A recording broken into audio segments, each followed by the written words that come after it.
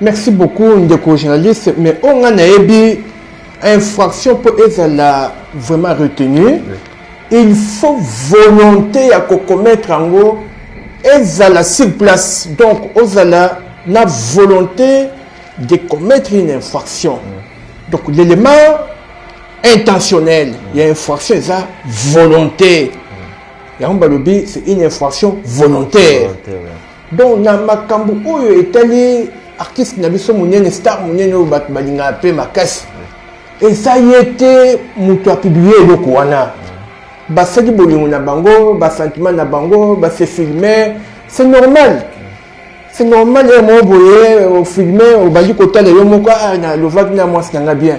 Mais le fait qu'il y a un avant public, et ça dit volonté artiste était, parce que selon l'idéologie, on a nayoki, na bayi bazaki, na procès naye, avec na deux téléphones. Voilà. iPhone 10, iPhone 11. Il a fallu, le col a sombre qui iPhone 11 Yasika, alors on l'a donné na et écoute na iPhone 11. A lui, téléphone mi balé, après c'est na technicien. Nazoua, message rapidement, il y a avocat, il y a héritier Watanabe au nom de Constant Moutamba, ou quand même à saluer la déclaration dans différentes émissions, différentes radios, différentes télévisions. Alors, héritier Watanabe est victime de la cybercriminalité. Il n'a commis aucun acte répréhensible en droit positif congolais. Ils avaient une intention à m'abaisser. Donc voilà. Mais l'air dans la vidéo, l'air c'est filmé. L'air moi c'est arrête de faire la vidéo. Et c'est là qui est intentionnellement. Non. Non. Déjà. Intentionnellement. Non. Héritier a filmé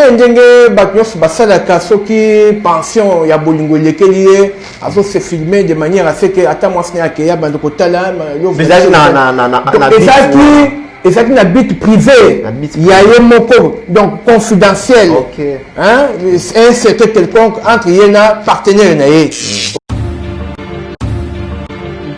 Est-ce que vous avez vraiment cybercriminalité? Est-ce que ça existait dans la loi pénale, loi pénale congolaise? Cybercriminalité, c'est-à-dire qu'on a fini sur Internet. Mutu asali film pornographique na sur Internet. Est-ce que les infractions oyo nambo kanabiso ils ont existé vraiment cybercriminalité? Jusqu'alors ce n'est même pas légal. Oui. Cybercriminalité to katango dans la définition lango cybercriminalité ba pesibiso ensemble des activités illégales effectuées par l'intermédiaire d'internet. Voilà, on va continuer là. Merci beaucoup ndeko journaliste. Jusqu'alors théorie wana ça légal nambo kanabiso te. Jusqu'alors comprendre. Il a fallu basa lango de manière légale. Il a fallu basa que basa publicité nango et puis ba intégrer nango intégralement. Voilà. Wana nde toko zala na soubassement. Mais jusqu'à loi mabiso pénale, cybercriminalité, bon, et ça dit vraiment ce que kozala et kozala revendre des aérotéléma. Mais tout le monde a quand même mingi, là bas payer mususu ba légalisango ba komisango vraiment ba légalisango te awa jusqu'alors et ça dit connu officiellement c'est-à-dire officieusement oui mais officiellement yango moko ezoboma mideko de makambo wana omoni na soma l'état to sanctionnaki ancien président pour alongwa na dauphin na ye to tia mutu oyo à Kotombo la justice congolaise. Toujours est là. Il y aura de nouveaux magistrats. Voilà. Il y aura ceux qui seront révoqués. Au Bakoya, un système, il y a principes généraux de l'état de droit. Bangonde tokozele pa na bango batombola mboka. Au début bien, na héritier Watanabe pour bakamba tia kacho. Sans mandat, premier mandat, ni deuxième mandat. Peut-être le mandat d'amener. Mais lorsqu'il s'agit, il y a ministre, il y a Moutou Songolo Pakali, la famille politique puissante. Allez, bazo kende sikono non, bapesi nano azala wana résidence surveillée azo baluka bazo kangete dès eloko to combattre eloko to combattre ngo tozo continuer ko combattre ngo et to combattre ngo même dans l'avenir que mutunyo sa commettre infraction ezala homme fort homme puissant ezala homme faible demi-peuple il faut azala juger de la même façon de eloko tozo kende molo molo mais sûrement tozo kende lentement mais sûrement que tokoki pour installer le système judiciaire et respecter avec attention soutenir oyo babengi l'égalité devant les cours et tribunaux. Voilà, Nazwa, oui. Message Moko, il y a artiste, comédien, fiston, Saï, Oyo Akomi, nous sommes tous Basumuki, alors mettons-nous l'eau dans le vin pour l'amour de Dieu. Rassurez-vous d'être blanc comme neige avant de porter un jugement sur son prochain. Nous faisons tous des erreurs, alors apprenons à pardonner, s'il vous plaît. Voilà, en tant que Bantou aussi, hein, Namoni Fiston Saï Sayazo, compatir na héritier Watanabe, mettre votre réaction. Voilà. Oui, c'est ça, n'est-ce pas? À ça qu'on fait une star. Oui. À ça, artiste nettier. Hein? Oui. Na moïté, bana tata moko, maman moko, bako bomana. Tout à fait. Et donc, ça, que bazala ensemble, la famille, et ça, bolingo. Voilà. C'est ça la réponse. Voilà. Et ça, Bolingo, entre-temps, nous avons signalé déjà que JB Mpiana, Papa Chéri, Moukoulou, quand même, depuis Paris, il n'a pas hésité à Kangaki Maborote. Il a quand même appelé son petit héritier Watanabe depuis Kinshasa. À Solo Laginaye, à Portagi vraiment main forte naïe, et pas il y a héritier Watanabe. Et aussi longtemps que Félix Oisé, quoi, aussi. Yépé à Kendaki qu'on visité, n'est-ce pas, l'artiste musicien héritier Watanabe. Ferregola, on nous signale aussi qu'il aussi, il était des partis. Azo partageait toujours période difficile aux artistes Azo traversé. Azanaï vraiment des. Instructeur le dossier. Il y a héritier. Il y a héritier Watanabe. Oui. Atika a constaté. Si et seulement si héritier Moutouapouya qui vidéo wanate passe à cause de la moté tu es artiste on a très bien tu es comportement tu es caractère social à cause du maté autres ne bimana public bateau mon nango on comprend hein ce qui a constaté que et ça y est Moutouapouya vidéo wanate a classé dossier sans suite artiste wana libre à vaguer dans l'activité artistique faible wana Asa faible, asa homme fort, parce que bango justice, bango ba homme fort, on est ba politicien. Atikaya sa musanaye, moi na wana azali, moi na moko ami respecta makasi. Tu es bien na caché ma bête. Depuis alors azake pa we rason na lenga longo ti lelo, na no le kana médiaté aluka ba polémique, a injurier, a minimiser bayana ye, la musique, a minimiser mutu. Donc c'est un garçon bien. L'établissement Safe Choice General Trading. Nous sommes localisés à Dubaï et bien également à Kinshasa sur GB. Vous pouvez nous contacter sur l'adresse ci-dessous. Notre entreprise a le but de guider toutes les personnalités du monde entier, toute la diaspora, tous les Congolais qui désirent visiter Dubaï, qui désirent faire des achats à Dubaï sans pour autant voyager vers Dubaï. Les achats sur commande, les achats de voitures, les achats de pièces de rechange, nous sommes là pour vous guider. Établissement Safe Choice, nous sommes votre guide touristique à Dubaï. Lorsque vous voulez venir en famille, visiter Dubaï, le vrai Dubaï, n'est pas seulement visiter le marché de Dubaï, visiter Dubaï de toute son entièreté, contactez l'établissement Safe Choice General Trading. Si vous voulez obtenir vos visas pour Dubaï, les visas dans moins de 48 heures, contactez établissement Safe Choice.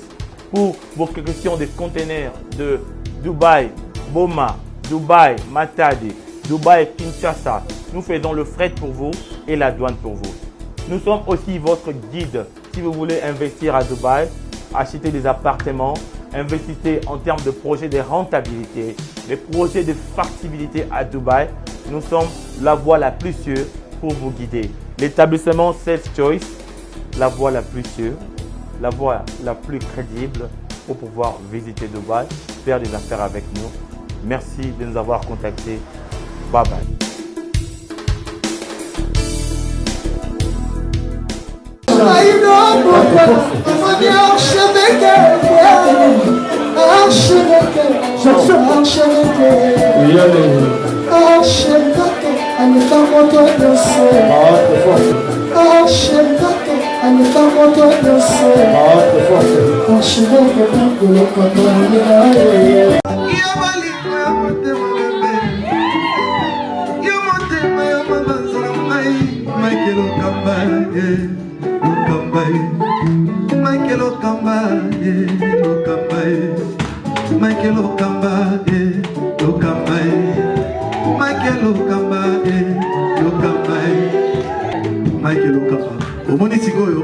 L'artiste, c'est l'improvisation. Na honoré na émission na yo. Africa Elengi TV, votre chaîne, l'incontournable, la star des chaînes.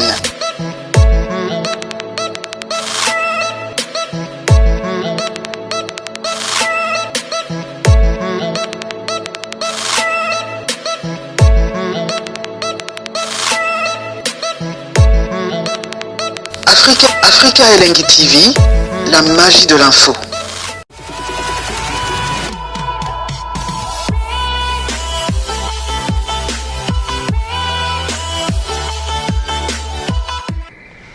Merci beaucoup, mesdames et messieurs. Bienvenue sur nos antennes www.africa Elengi TV. Je pense que vous avez vraiment ébélé. Dans Bandaku, place vous avez mis partout, dans le bureau.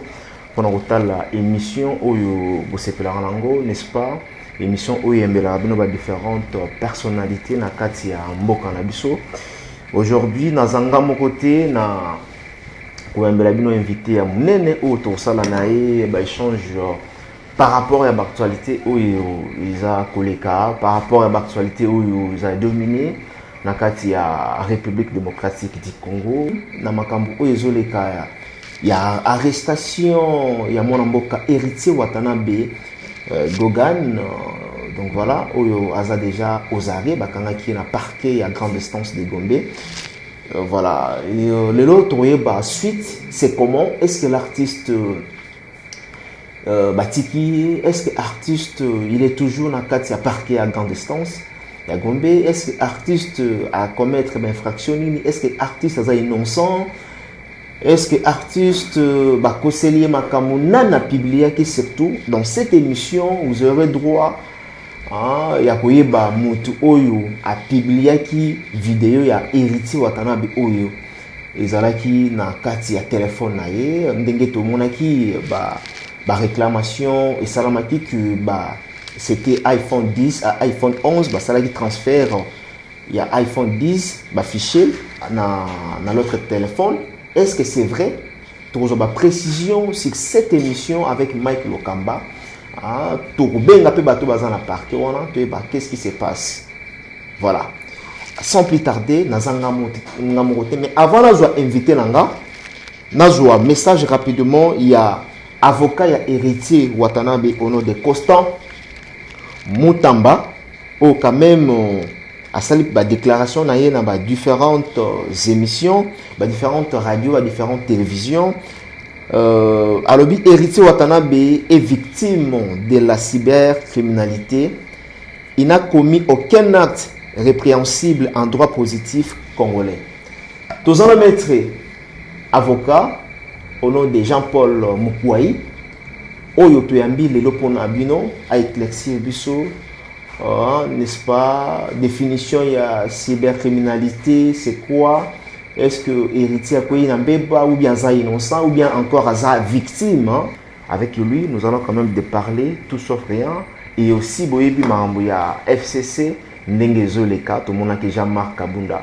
Makambo oya tenaki quand même, c'est pas ça qui peut batu mususu ya IDP cité na ngambo kuna pe bayi politique mususu basepela ki na ngote makambo oya lobaki to lobela lisusu na makambo etali ya ministre Doli makambo oyo boyebaki na ka ya maître oyo tobungisaki ndeko na biso ya mobile, est-ce que justice esali déjà mosala nango? Parce que na minute oyo tozomona lokola dossier c'est lemwe, mais tokoluka toyeba awa toza na maître Jean-Paul Mokwai oyo tokosolola tant d'actualité. Bonjour maître. Bonjour ndeko journaliste. Bonne santé. Santé za malamu. Voilà, moi liloba ya gentil. Na bateau bazu déjà occasion ya kotala biso na antenne et un peu partout à travers les pays. Merci beaucoup Baimboka. Comme nanga maître Mokwai wa Mokwai Jean-Paul. Oui. Nazali avocat et Mboka Oyo, Oui. avocat na tableau de l'ordre. Voilà, tous akawana pour na kolobela bantivalère. Oui. Pour na décourager ba hauteur ya bantivalère. Tout à fait. Les magistrats, Oui. les autorités politiques. Tous ali wana pour na décourager bantivalère na domaine nyonso tout. Tout à fait. De manière à ce que Mboka na biso et se référer à la justice pour etombwama. Voilà, pour que Etombouamwa, ndenge maître Jean-Paul Lautkoloba Awa, je pense que toi entamé directement dans ma vif ya masolo na biso maître Jean-Paul Mokwai. Je pense bien que tout ça parmi bateau peut totalement vidéo oyo et circuler na ba réseaux sociaux na artiste ya munene ya mboka au nom de Héritier Watanabe oyo bazalaki na moment bavandaki kosala rapport sexuel na conjointe nae. Réaction na d'abord avant tokota na ba question. Merci beaucoup ndeko journaliste, mais on a une infraction pour être vraiment retenue. Oui. Il faut volonté à commettre en gros ezala sur place, donc ozala na volonté de commettre une infraction. Donc l'élément intentionnel, il y a une infraction, ça volonté.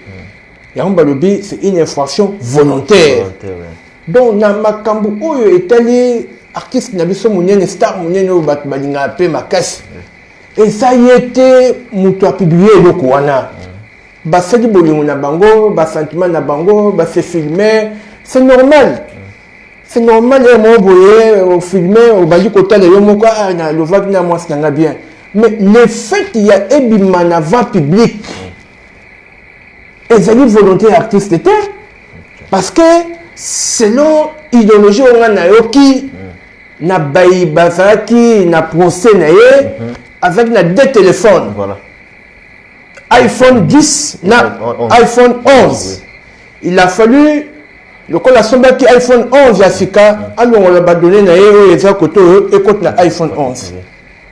A lui téléphone mi balé après na ba technicien ba ingénieur au baé ba très bien internet pour basa la bango nde na mauvaise foi na bango ba côté na vie sociale ya mut na kata téléphone de ba garda qui vidéo wana ba publier donc makambo wana vraiment ezali les kambo vraiment ba ko poursuivre na no te ba kangé pe ba che sous mandat provisoire te.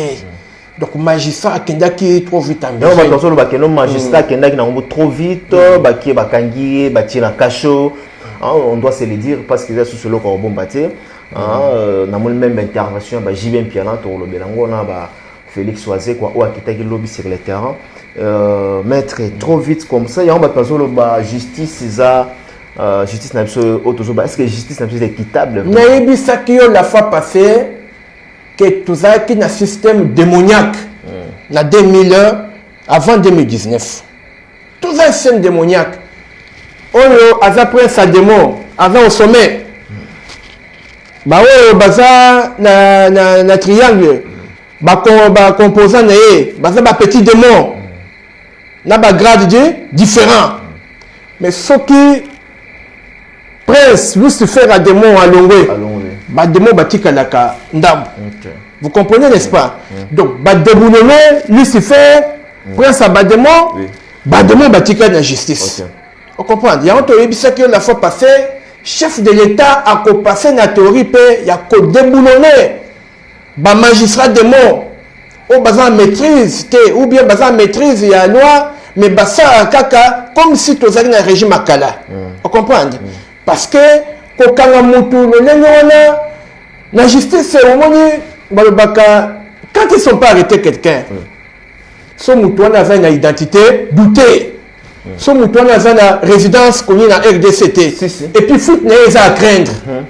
Mais Héritier Watanabe aza star, aza na résidence bien connue awa na RDC. Akokima po ake wa passe d'activité na ye esalaka aza star eza kaka na RDC. Mais ça koke kokange directement comme si ya fragrance te. Ozokende au journaliste yango wana bamagistrat wana baza toujours na système na bango akala, système démoniaque. Ok, n'importe quoi basali, mais il a visé Kambongo, a visé kaka avoir illicite. Vous comprenez? Normalement un bon magistrat on a respecté théorie la sika, il y a chef de l'état sika o babengi na Mukuse Fati. Vous comprenez? À côté de la premier mandat de comparution, parce que la flagrance c'était lorsqu'il y a flagrance, on a saisi d'office au Kanye. Mais ma campagne est salamikala. Et qu'on se par erreur, par ignorance, basu bateau technicien, il y a mauvaise foi, au lieu de respecter le principe où Bazakanango a vu vidéo à publier. Oui, c'est une volonté à moi dans Bokate. Normalement, il a fallu bâtir le premier mandat de comparution. Ce qui héritier a été bâtir le deuxième mandat de comparution et après le mandat d'amener. Mais et donc, ça lui passe. Et puis placer sous mandat d'arrêt provisoire. Donc, on est qui a trop vite, ou bien par ignorance, il y a loi, ou bien à une loi, mais c'est le cas système la banque qui n'a pas besoin de déboulonner. Voilà. Voilà, maître Balobi que héritier Watanabe a tombé dans infraction tout le bac atteinte à la pudeur, donc atteinte à la pudeur, en même temps prosélytisme. Non, papa. Naïbiso que héritier Alingaka tombé dans infraction. Est-ce que vous avez atteinte à la pudeur et prosélytisme? Normalement, ce qui va vous atteinte à la pudeur c'est quoi et puis prosélytisme c'est quoi? C'est de la même façon.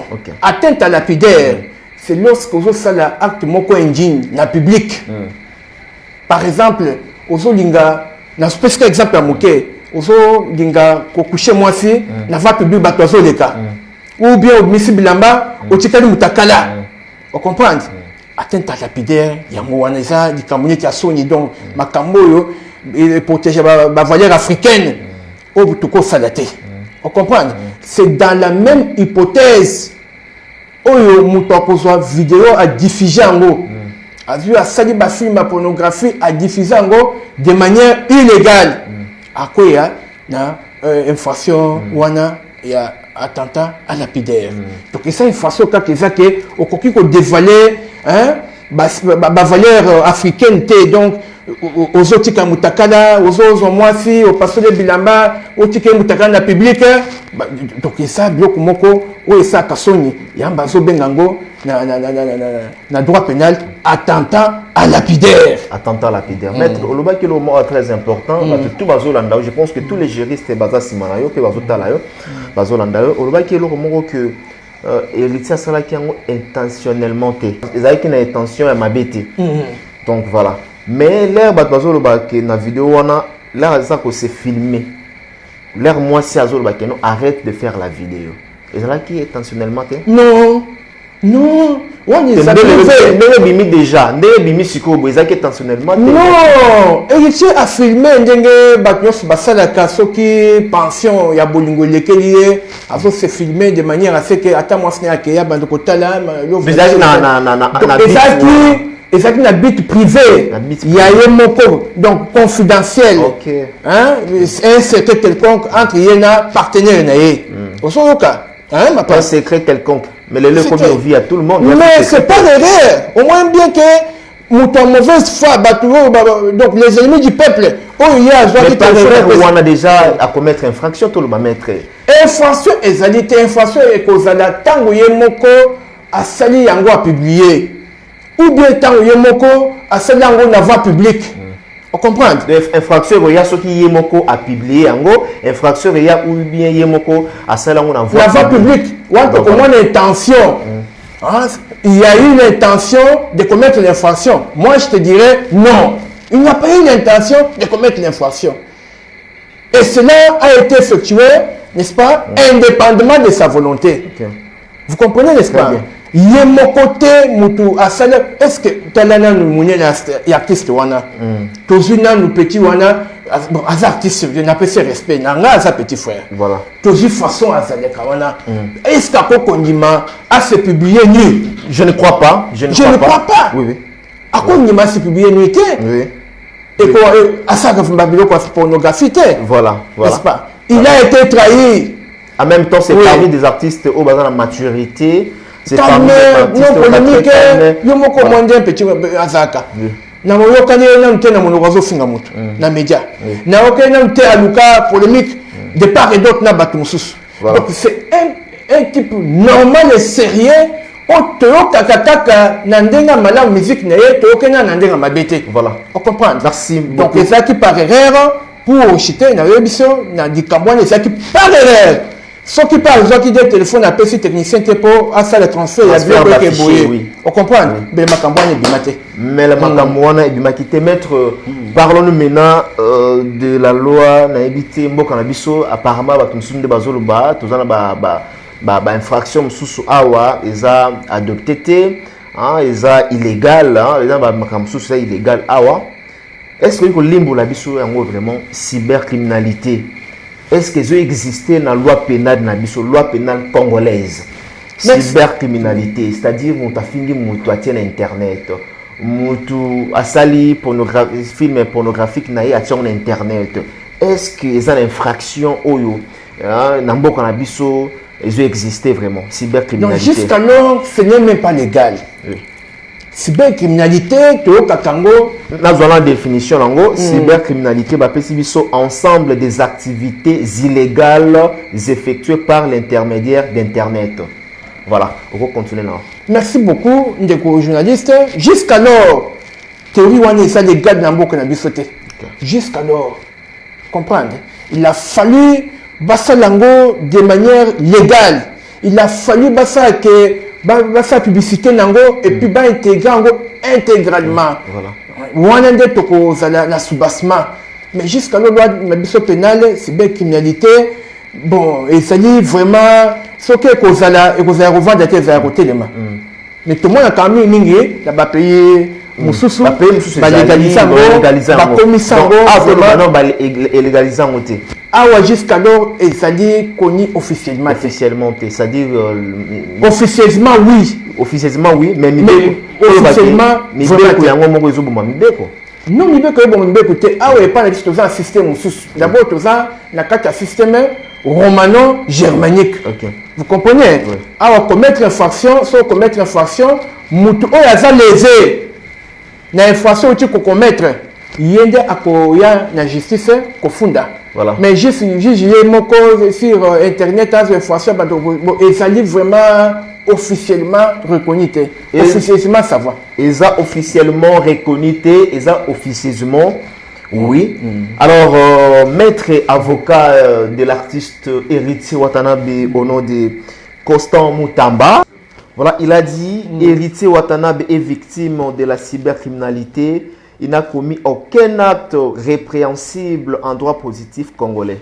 Votre réaction, maître Maître Mutamba, je vais me rallier à sa philosophie. Ah bon? Azan a raison. Azan a raison. Azan a raison. Comment ça? Parce que au moins vidéo wana mutu a publié yango et ça Héritier Watanabe te. Et ça ka ennemi du peuple bato balinga ko humilier bato de personnalité bato mauvaise foi bato faux esprit to bien ba on a lingala. On dit publier vidéo wana. Et d'ailleurs son toke musika Héritier Watanabe a sa victime. Il y a honneur na ye oui baby. Eh baby, tout à fait. À sa victime, on doit se dire, hein? Oui. Oui, je vous dis, à sa victime. Parce que héritier, tu es belé na kacha, mais bête toza na Kinshasa, tu vandi, bané belé na Kinyawa. Tu es aucun artiste ou un na ba problème na moto. À ça ka ba polémique na bandéoné ba artiste c'était. Atana moto ke ba fundaye ba sala boté mokolo mokoté. Mais à koki ko sauter ma kamasa wana ma bête aya kozwa a se publier nu. Je ne crois pas que héritier ko sala ma kamwana. Donc à sa victime il y a Moutou Oyo a publié une vidéo wana. Donc, secret n'est privé. ebimi sur la voie publique na internet.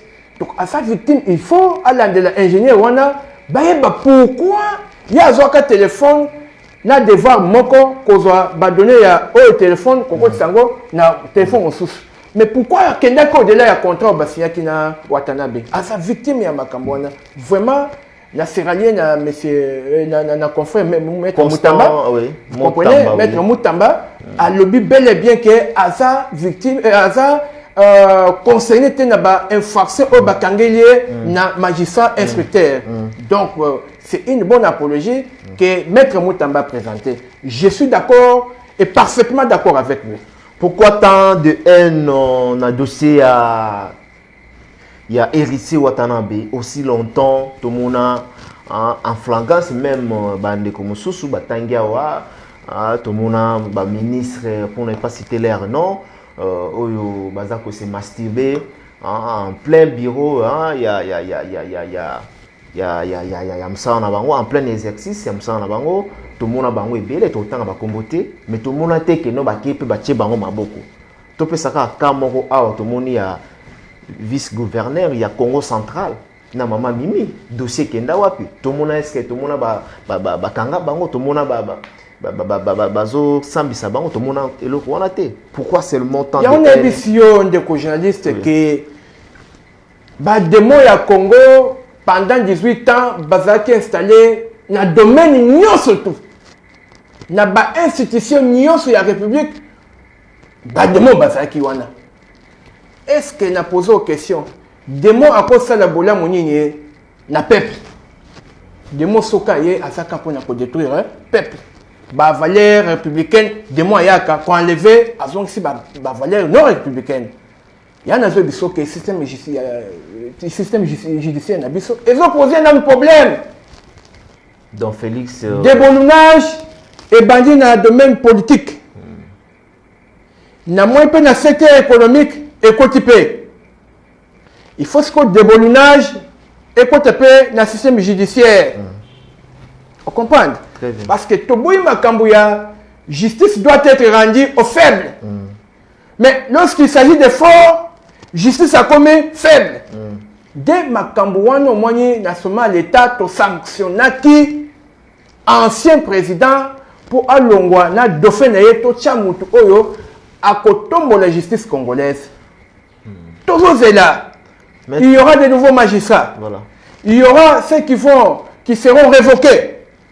Au Bakoya, dans le système, il y a principes généraux de l'état de droit. Bangonde tokozele pa na bango batombola mboka.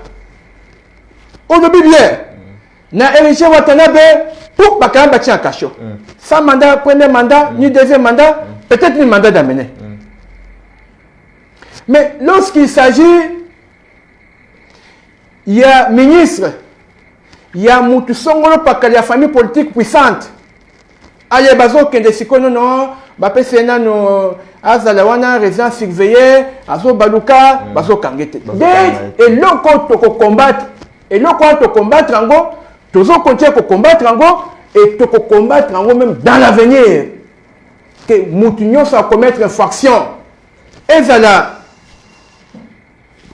homme fort, homme puissant, Ezala, homme faible, demi-peuple, il faut Azala juger de la même façon.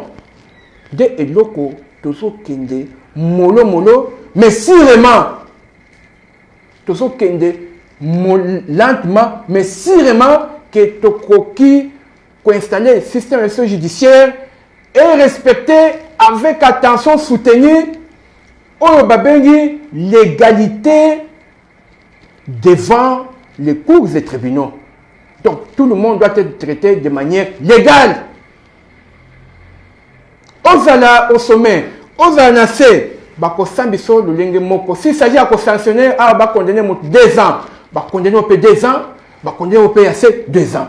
Dès que tout kende molo, tant bako déboulonner, bah démon magistrat, il y a 18 ans passés, toko si ya sika. Oui, à partir de 2019, au Congo, avant Bakanga, un artiste, bakotala ke moto aza na résidence konya 9 décès. Pour marambo salami héritier, salami pe ko fait le midi to le belaki yango. Mais c'est ça. La même justice tout Mais man, c'est ça. La même justice, les mêmes systèmes. Mais c'est ça le mal. C'est ce qu'on est en train même d'effectuer petit à petit de manière à ce qu'il y ait la justice au-dessus de tout le monde. La loi doit être suprême. Que ce soit l'institution présidence de la République, que ce soit Parlement, que ce soit politique, membre du gouvernement, la loi doit prôner sur tout le monde. C'est là où nous allons vivre pendant 5 ans du président de la République, son Excellence Fati. En un mot. Donc on sait qu'il faut surtout avant 2023. La justice doit être égale devant tout citoyen congolais, même étranger. Tout à fait. Voilà. C'est ça que je peux vous dire. Bademo Mike, nan balongote. Le côté longoli, Belzéboud, grand démon. Asa quoi na se avant dit. Bolongo nani? Belzéboud, asa longwe. Grand démon. Comment il est? La cité comboté. Bademo Mike batikali. Mais Bademo et Mike batikali charge zuzungila kaka Félix Antoine Tshisekedi. Parce que Bademo et Ango va travailler ensemble dans Félix Antoine Tshisekedi aujourd'hui. Actuellement, il ne faut pas tout s'emballer en face, hein, maître Jean-Paul Moukwai. Tous à la reconnaissance. Yozo monate makambulo lenge et tambola qui pendant 18 ans. Nandézo qui pendant maintenant 11 mois. Vous avez senti différence tous en Congo, tous en la planète Terre. Différence c'est Nyanzala? Nyanzala Terre, différence c'est Zamakas. Yannin. Nous avons un exemple typique. Il y a un colonel attiré sur Wewa, Kotangaba. Oui. Or, à l'époque de Kabila, c'est une personne protégée. Bah, quand il était, bah, comme été. Mais il y a un colonel Wana, les lois Azanandolo. Colonel Foul. Oui, Naïbi, n'a pas d'informations Azanandolo. Alors, bon, Doli Makambo, jusqu'à présent, dossier Zawapi. Doli Makambo, dossier est en cours. C'est la première fois que poursuivre le ministre en exercice. Depuis, ça fait 18 ans passé. Nan Bajija, ministre en exercice. Le dossier est en cours. Hein? Depuis, le dossier est en cours. 15 millions, il est toujours en cours. Avant la résidence surveillée. 15 millions jusqu'à présent, toujours dossier en cours. Mamimi, vice-gouverneur du Congo central, toujours dossier en cours. Mais là, je te pose la question. Voilà. Maman Mimi, gouverneur Navis, oui. Ils étaient tous en fonction. Oui. La question de savoir est-ce que Bazo travaillait ou bien Bazo en sanction, Bazo travaillait. Parce que jusqu'alors, pour votre information, Bas Congo est dirigé par vice-ministre, c'est ministre de l'Intérieur. Oui. On comprend. Oui. Ministre de l'Intérieur, il y a Bas Congo, il y a un l'intérim. Ce qui va Bazaki qui dit la justice, Bazaki qui dit Mibeku, les Bazaka la fonction. C'est pour vous faire comprendre que... Non, mais pas commettre infraction, tout le monde va juger. Il faut avoir une place, ils ont un ndolo, ils ont un nino. Nous allons répondre aussi. Central. Batouani Balé, Bazan a immunité parlementaire. Donc il faut procéder. Bazan a privilège. Privilège na bango ils ont le baquet. Et il faut assembler na bango provincial et ça la plénière. Bapé sa autorisation de la justice congolaise pour Bakanga Bango. Donc après 2 ans, 3 ans, tous là, basa la plénière jusqu'à ce que Bakanga. Mais nous allons répondre que nous respecter la loi. Parce que les lois sont Bakanga na makas bache ba on a nigne, ba violer loi ou ils ont protégé les députés nationaux. Biso to éviter makambo ya violation flagrante de la loi. Baza protéger bakotaki plénière na bango et protéger ba que ba suspendité. Mais pour votre information, déjà une grande sanction, c'est le fait de ne plus exercer les fonctions que vous aviez toujours exercées. Donc, aux acquis gouverneurs, aux vice-gouverneurs, mais les lots se retrouvaient aux poste où on était. Vous avez un accès où on était dans l'institution. C'est déjà une sanction, c'est déjà un bon départ. Nathan Kabila, Nathan ya sénateur Kabila. Gouverneur en fonction. Au Babomaka, ou pas Moutimoko na Kolobate, ou Basitali pe na affaire, moi, boye, il y a assassinat, il y a vice-président, il y a assemblée provinciale à Kinshasa, Boteti. Au moins des Makambongo et des Araki, au moins des Lekaki, Batpasaki à l'aise.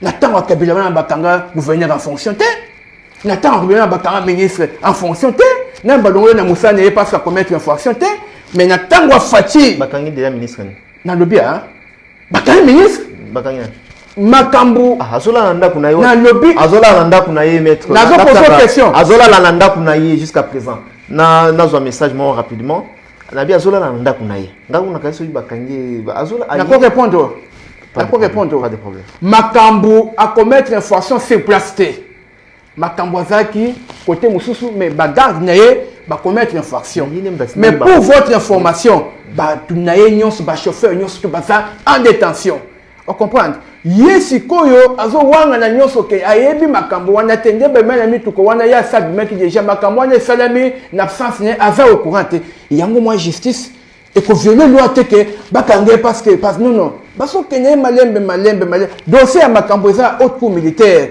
résidence surveillée et ça aussi détention. On comprend. Tout comme on vit dans Makala, on est en détention.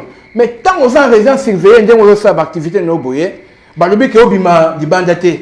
Pour obima di banda, il faut autorisation. Et c'est détention. Et c'est détention. Oh et ça na Kabila te pendant 18 ans. Oh et salama na Kabila te bakaye ba gouverneur na vice gouverneur balongo di bana musala ba suspendre bango balobi ke boko comme institution te. C'est la première fois. Il faut qu'on se paie là. Et puis, ça mis dans 11 mois. Voilà, Nazwa, oui. Message moko, il y a artiste, comédien, fiston, Saï, Oyo, Akomi. Nous sommes tous Basoumoki. Alors, mettons nos lots dans le vin pour l'amour de Dieu. Rassurez-vous d'être blanc comme neige avant de porter un jugement sur son prochain. Nous faisons tous des erreurs, alors apprenons à pardonner, s'il vous plaît. Voilà, tant que Bantou aussi, hein, Namoni Fiston Saïsayazo, compatir na héritier Watanabe, mettre votre réaction. Voilà. Oui, c'est ça, n'est-ce pas? À ça qu'on fait une star. Oui. À ça, artiste nétier. Hein? Oui. Namoni te, bana tata moko, maman moko, bako bomana. Tout à fait. Et donc, ça, qui est basé ensemble, la famille, et ça, bolingo. Voilà. C'est ça la réponse. Voilà. Et ça, Bolingo, entre-temps, nous avons signalé déjà que JB Mpiana, Papa Chéri, Moukoulou, quand même, depuis Paris, il n'a pas hésité à Kangaki Maborote. Il a quand même appelé son petit héritier Watanabe depuis Kinshasa. À Solo Lakinaye, à Portagi vraiment main forte Naye, et pas il y a héritier Watanabe. Et aussi longtemps que Félix Oisé, quoi, aussi. Yépé Akendaki ko visité, n'est-ce pas, l'artiste musicien héritier Watanabe.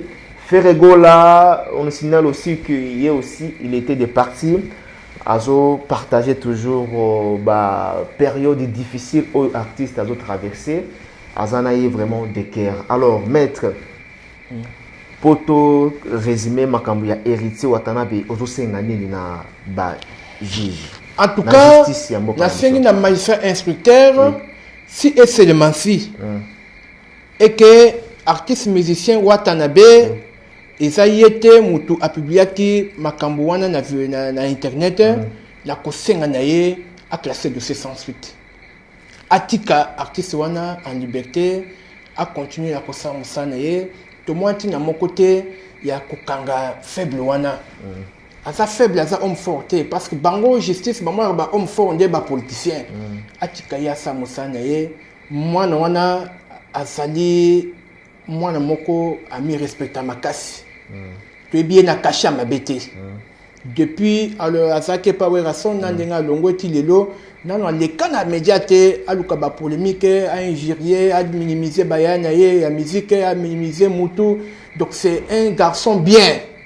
To lingake makasi parce que azan moko nanu ami respect nalanda ki yo très bien au lobby que le lo réputation ya artiste baby au lobby bon wa oui le lo za salir makasi biso tala kaka côté tali héritier pour nani tala côté à moi cité hein réputation moi si on est baby té maître Jean-Paul Mokwaye bon réputation ya moi si ba maman ba vous la contre yo réputation moi si et koki kobeba pe façon de publier mais ce cas là lésé il faut à se constituer partie plaignante à porter plainte na mutu oyo a bebisaki réputation na bango na ligne koloba mutu oyo a publié vidéo wana ça dit photo sur cette vidéo wana bimeli oui il faut y à se constituer partie plaignante, ce cas lésé à porter plainte. Et ça, moi, j'ai.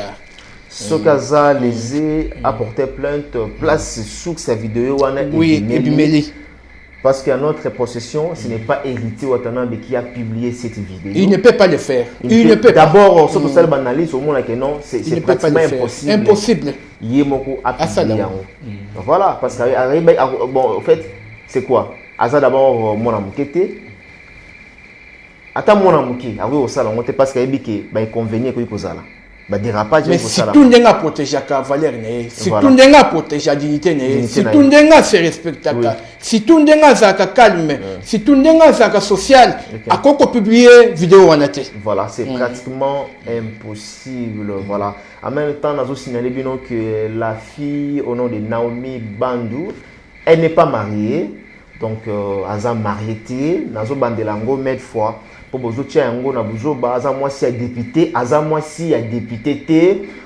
je l'ai connu en Afrique du Sud.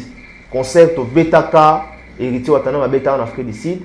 Naomi Bandou était présente dans le concert Wana. Naomi Totambola Naye en Afrique du Sud. Je connais très bien Naomi Bandou. Donc, Azala en Afrique du Sud, surtout dans l'Afrique du Sud, non. Azafi peut fréquenter trop en Afrique du Sud. Donc voilà, Azam marié, Atikala Kozala na Mouanate, au Bisoto Yebi, Yangoana. Maître Doli, nous allons entamer directement dans le deuxième sujet Nabiso. FCC, le Lomobulu entre secrétaire général il y a IDPS, Jean-Marc Aboun, à propos où il y a Tenaki, où il y a bien comment. Oazon di maki ba koti na système bandi makaka système ba koti parce que ça pouvoir pena ya normalité hein base jusqu'à ce que ba élection na pona mi assuré au salama Kabunde atenaki ba propos moko o chokaki batu ya FCC makasi. On comprend. Mais avant d'aborder sujet wana na koyibiso que batu ya FCC bazana mabe makasi basala na kachamboka oyo. Et normalement, beaucoup de gens qui étaient batouana va exister du sous après le régime, après le départ, il y a Moutna Bango. Mais au moins, moi, je suis Félix Tshisekedi, à Salimans, au lieu Makila, oui. On comprend que pendant 18 ans, il y a moi, un sénateur à vie, Joseph Kabila. Totikali, na héritage, où il y a Pessibiso, où il y a Tikelibiso. Il y a premièrement les assassinats. Deuxièmement, les maîtres. Troisièmement, les anzala. Quatrièmement, les chômage. Vous comprenez? Donc, banti valeur union soana et belé, mais n'a cité quelques-unes. On comprend que batu ba komisaka en moko na niveau moko oyo ba ko ki ko linga sukoka ba membre FCCT.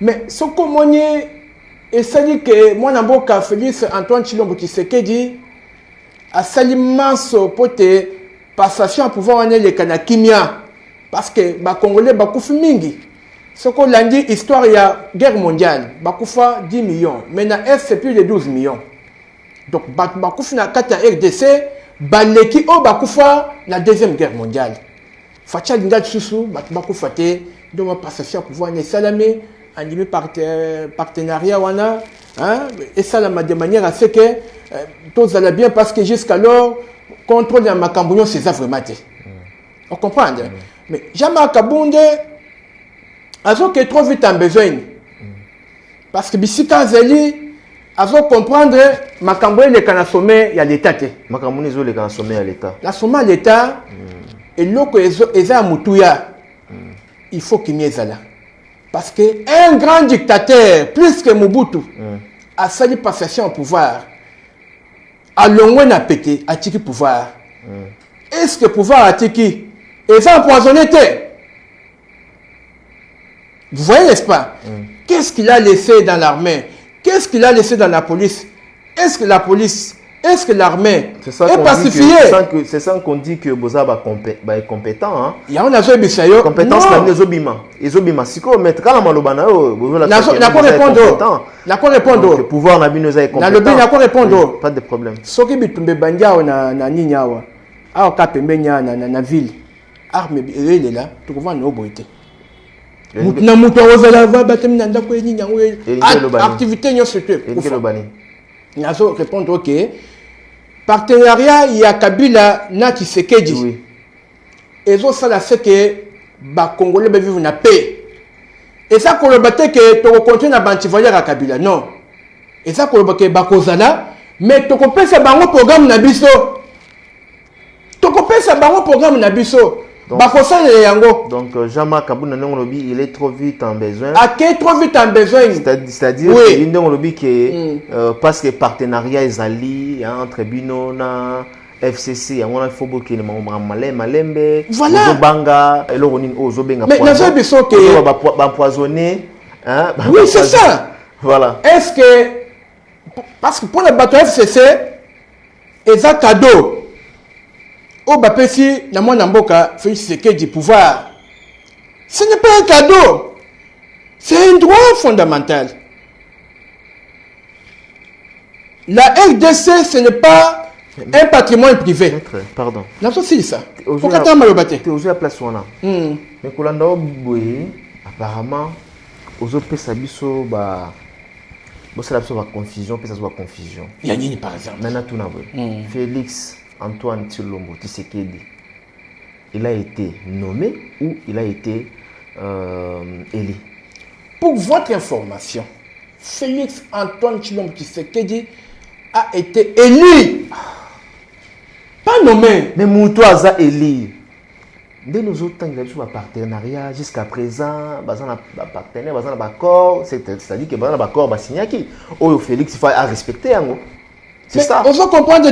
C'est ça, maître. N'abusons qu'un dictateur, d'ailleurs, qui a voulu organiser les élections au-delà de la date convenue. Parce que normalement, il y a 2 ans ou 3 ans où il y a un seul glissement.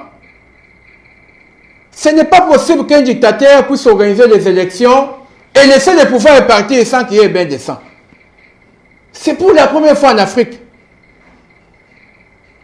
Oui, mais quand il y a Libye, Kadhafi a koufaki, bakufiki le bazo souffrir. Oui, bien des soukaki na Côte d'Ivoire, etc. L'autre, Robert Mugabe, il y a aussi beaucoup de pays. El Béchir de l'Oisa aux arrêts. C'est comme ça le déclin de chaque dictateur dans un État. Mais au Yabiso, tout le monde a organisé l'élection. Azul Dauphin Yewana et Dauphin à Katani, Moutaye et à opposition et signé où ils ont habilité, institution habilitée. Où on peut ces résultats, peuple à Saraki, ils ont signé. Signé à l'objet que Moutaye a gagné l'élection, ils ont moins d'amboka Félix Tshilombo Tshisekedi. Mais c'est tout. Parce que signé déjà habilité, il y a des gens en qualité. Il y a quoi c'est non, c'est non, mais c'est ça institution et autres qui ont ça, bah élu du peuple. Yenda pour la na tia bango wana kasité. Nani wana? Na tia bango place wana. Mais bah na lo la terre. Attends les États-Unis d'Amérique, c'est le président de la République par l'ordonnance et le Parlement pour. Na lobby c'est mutu a cité président de la République. En 2018, et ça mutu a outi na opposition. Boebi tata na pendant autant d'années, il y a mutu baki a opposition des seigneurs à cité. Soka dit à cité qui Dauphin, c'était autre chose. Tshisekedi a président élu. Au seigneur est publié et va confirmer yango na haute cour na biso au bébé cour constitutionnelle.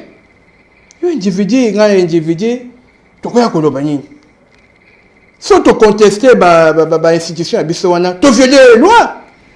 Vous comprenez? Tshisekedi a sa président élu. Et Kabila a dit que Tshisekedi a élu. Tshisekedi a président élu, mais il a quand même des compétences. Incompétence à mon côté. Est-ce que vous avez information en ben est que qu'est-ce qui arrive? N'a na lobi boye. Bat bazo kufa c'est avec raison parce que to sali babomi batu Voilà. 34 n'a eu moyen déjà information. Voilà. Ah. Mais pour votre information, quand même, hein. Mais et ça sabotage. Voilà, pour Batoazol Bakeno, Bozolo Bila, Bozo Kanga héritier, Bozo Kanga artiste et comédien, Bozo Kanga artiste et musicien. Mais Kuna Bozo Kanga te. Au-delà du métier Nayo, pour votre information, il y a eu une offensive des gants avec dire. Oh, et ça mis à Est. Babomi déjà plus de 20 généraux. Oh, Bazaï pour faire le terrain à Est. Ba récupérer un grand espace à Est. Si quoi Batouana tant bazo comme kozong na bamboka na bango complice. Il y a rendu bazo saboter ba congolais. Bazo boma bazo kima. Et pour votre information, sur 100% il y a ba position occupée par des rebelles. Pour votre information, le toko la mesure ya kozwa 60-65% ba espace wana. Et na ko informer yo en février 2020, est kozana kimia, ba rebelle union sur est, ba kozana neutralisé. Papa, on a fait beaucoup. Incompétence c'est un niveau ning.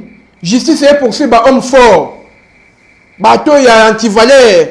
Bazo tchabana ba résidence surveillée. Ba homme fort, ba colonel. Bazo kamba, bazo kitabandolo.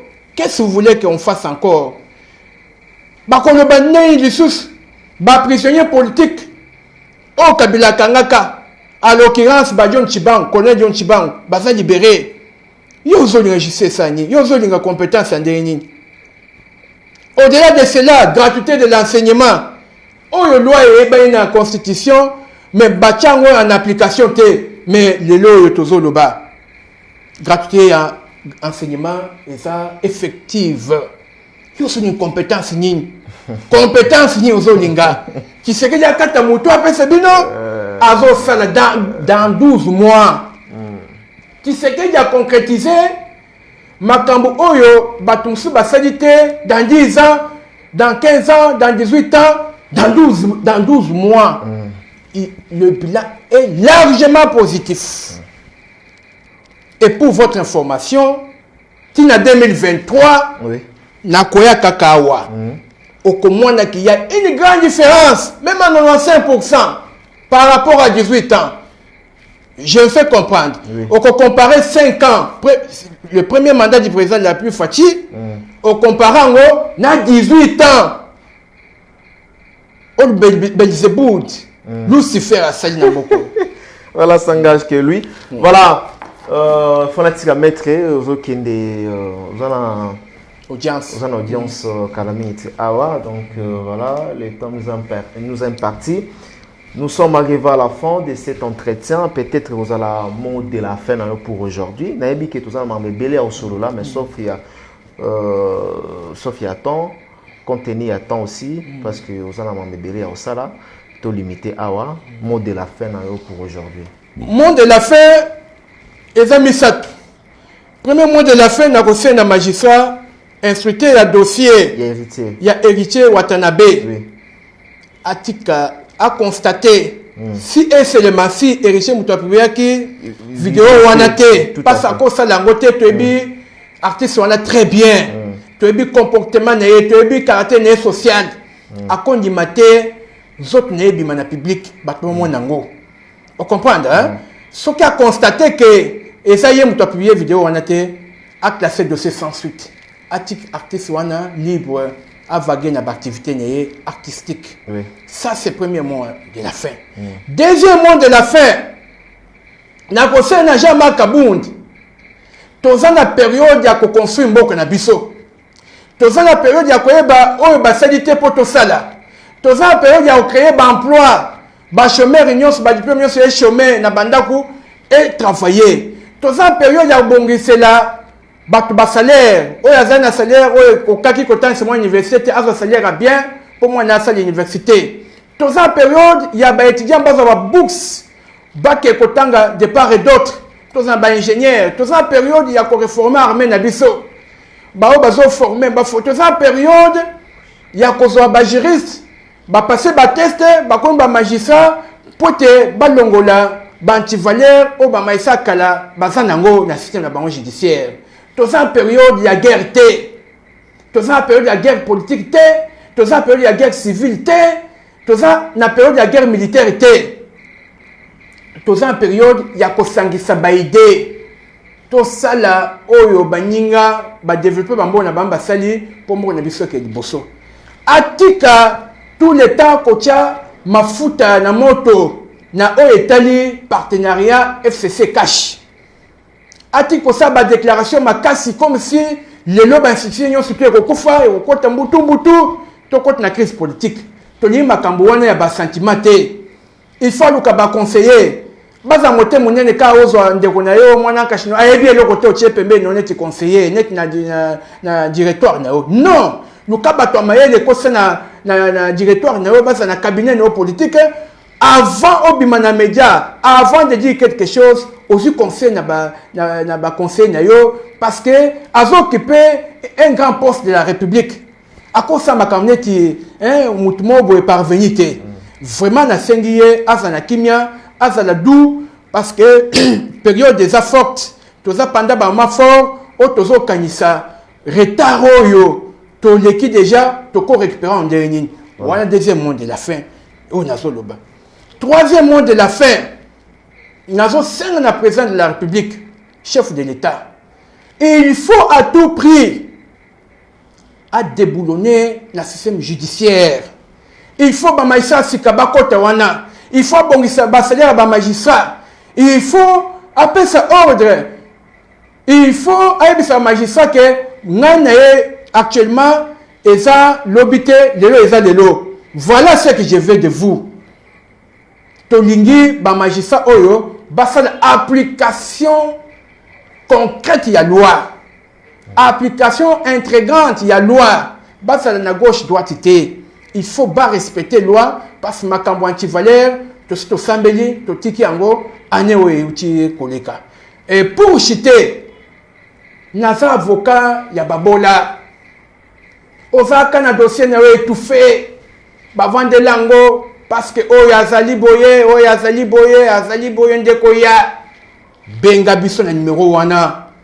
Okozala rétabli na droit na yo 09 99 098 518 wana RTL Vodacom c'est 081 238 22 88 soko bena ba numéro wana solution ekozama toza batu oyo toza disponible seulement pour la solution il y a bateau ba bengi ba faible soit nde ba médecin ko benga na antivalériste ba demi peuple. Je vous remercie. Voilà, maître, merci beaucoup, mais tozo avis à mon amboka au nom de Lubaya, c'est un député, Lubaya Claudel André, ou APC avis na epe na mambotali héritier Watanabe, à lobby éviter la justice à deux vitesses.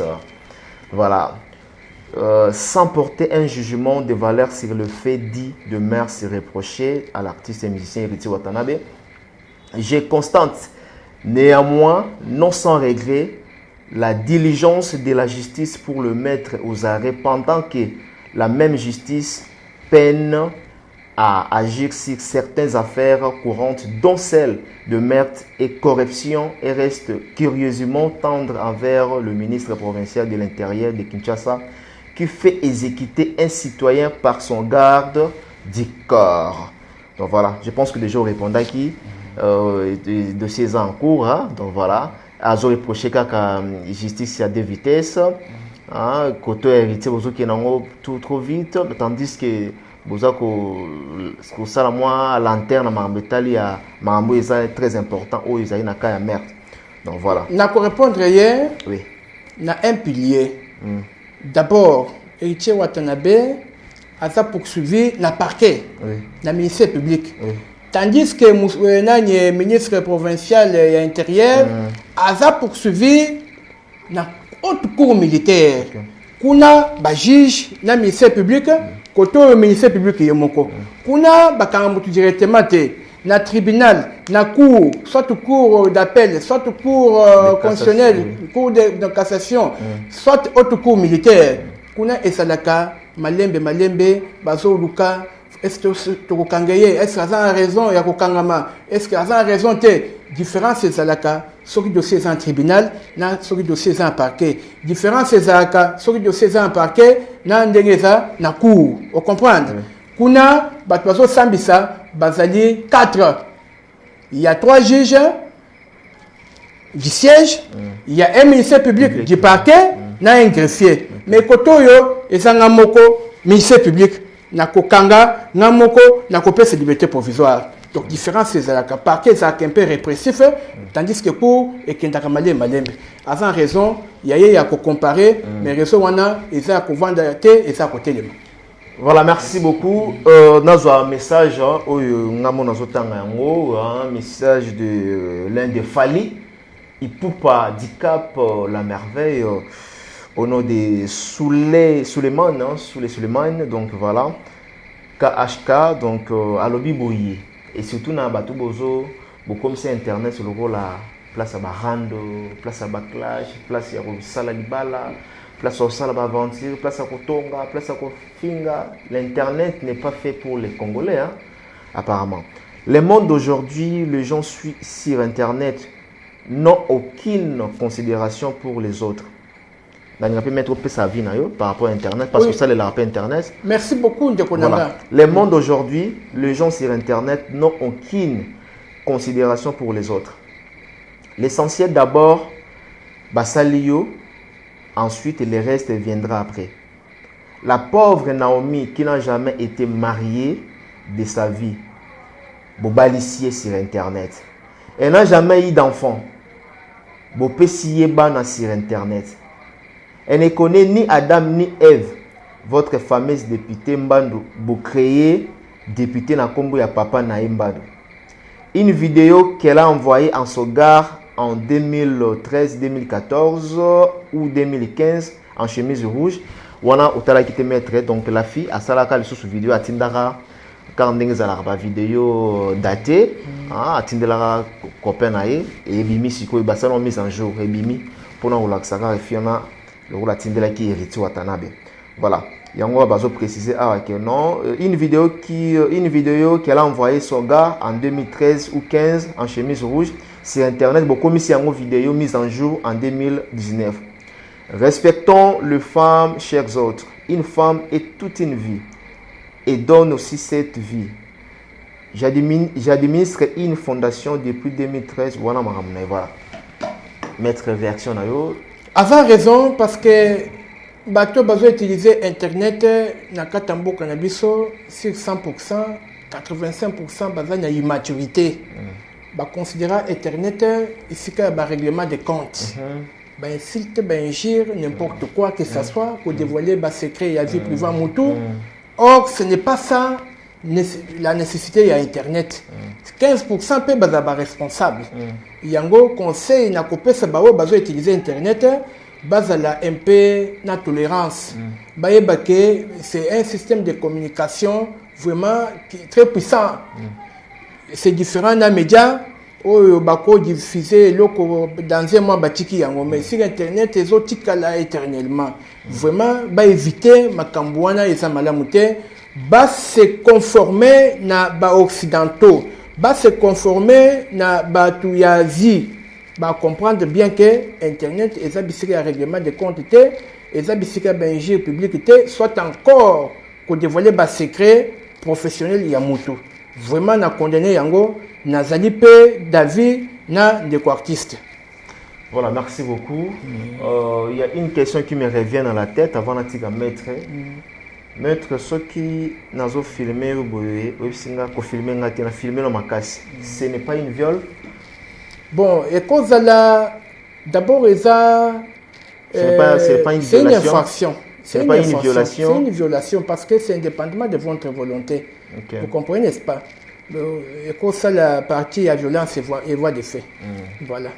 Qu'on filme moto na makasi sans volonté et ça banla beauté. Bon, ceux qui ont des sentiments, peut-être, ça là qui a un moment à rapport, hein, parce que le moment à rapport, tout comme un moment demi-mort. Hein. Au moins, au héritier a sali, on est ça dans le cadre de Moussoussou.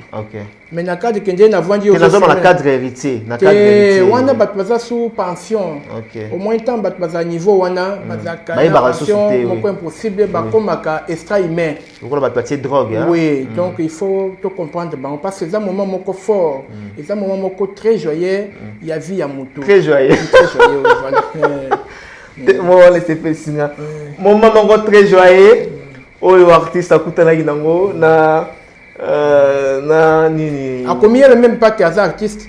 Et ça la colonel. Général. Au bout de sous bagradité. Au bout de manduki. Au comme si coloneti mutumoko azana mokilité. Oh, il y a moi là bas toi que non commence. OK malobate au héritier zo bimisa que non je ne te lâcherai pas. Il y a bas toi que non mama lobero miko bima. Moi folie pe moko yaka wana. Moi folie yaka. Il faut comprendre. Merci, ça fait du bien. Merci beaucoup. La Seki, na Souka émission, ça nous bien, bien se détendre. Ok. Merci à maître Jean-Paul Mougoy. Merci beaucoup. Au beau de la numéro na yo, voilà. Moto nyonso to akoza na souci. Oya za na souci, ya banti valeur parce que mboko tozali talakaka 32 ans. Il y a anti-valeur. Tout le monde a 32 ans anti-valeur. Tout le monde a 3 ans. Il y a anti-valeur. Tout le monde a 3 ans anti-valeur. Tout le monde a 18 ans. Il y a pi. Il y a l'ifelo. Mais moutinho swazaka leze. Na ba période d'union surtout. Numéro yangona. Kofo nanda koute. Benga biso na 09 99 098 518. Wana Airtel. Moussus ezali 081 238 22 88. Okozo solution madame. Dans un moment moko au batunyo surtout balelaka il faut baseka. Merci beaucoup. Merci beaucoup. C'est par ici que nous bouclons cette émission. Merci à maître Jean-Paul Mougoy d'avoir été les nôtres. Nous avons éclairci biso na différentes actualités na biso, na différentes questions. Et na place avec Moleli, au Limboli biso vraiment clairement. Retenez que artiste et musicien héritier Watanabe a toujours dans le parquet, il y a grande distance de Gombe, de la Gombe. Et toujours qui tawana, à chaque instant, tu peux informer des dossiers et les autres des dossiers et commis. Je crois bien qu'aujourd'hui, c'est pourrait qu'il a déjà les bandas artistes, donc voilà. C'est par ici que on vous dit bye bye, sans oublier à Peggy Bokele à la prise de vie. Bye bye. Bye bye, merci.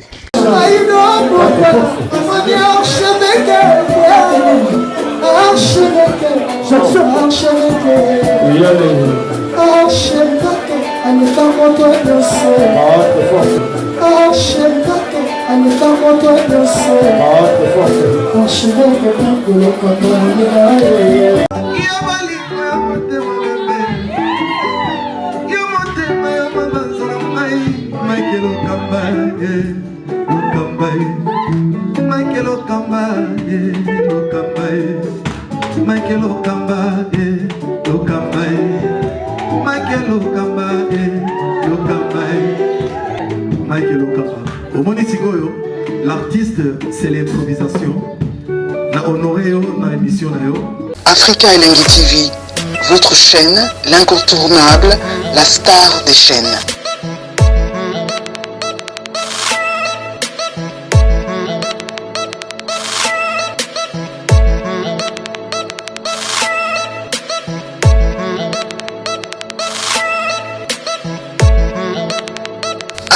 Africa Elengi TV, la magie de l'info.